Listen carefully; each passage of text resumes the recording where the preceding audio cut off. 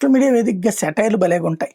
కాంగ్రెస్ సంబంధించి తెలంగాణ వాళ్ళు కర్ణాటక సిద్ధరామయ్య వెళ్ళిపోయాక ఇప్పుడు డీకే శివకుమార్ వచ్చాక ఒక కాన్సెప్ట్ మొన్ననే ఎమ్మెల్సీ 5 మూడిట్లు 3 కాంగ్రెస్ గెలుచుకుంది, 2 ఇటు బీజేపీ గెలుచుకుంది. ఒకటి మూడో వాళ్ళని కూడా అభ్యర్థిగా నింపిన 4 ఓట్లు తక్కువైతే 11 ఓట్లు క్రాస్ ఓటింగ్ జరిగి జేడీఎస్ వాళ్ళు బీజేపీ వాళ్ళే అటు ఓటేయడం కాంగ్రెస్ అభ్యర్థికి. ఆ సందర్భంగా 5-6 నాయకుల్ని ఢిల్లీకి పిలిపించడం కూడా జరిగింది బీజేపీ. అది వాళ్ళు చూసుకుంటారు. అయితే దాని మీద కర్ణాటక ఎమ్మెల్సీ ఎన్నికల్లో బీజేపీ కూటమికి వాళ్ళు గతంలో చేసిన పనినే తిరిగి రుచి చూపిస్తూ 14 మంది బీజేపీ ఎమ్మెల్యేలు కాంగ్రెస్కి అనుకూలం క్రాస్ ఓట్ చేశారు. ఆ పేరు గుర్తుపెట్టుకొని డీకే శివకుమార్ బీజేపీకి సరైన మూడు డీకేనే అంటూ ఓ పోస్టుని ట్రోల్ చేసుకొచ్చారు. దానికి మరి ఆటోమేటిక్గా అవతల వాళ్ళు ఊరుకుంటారా?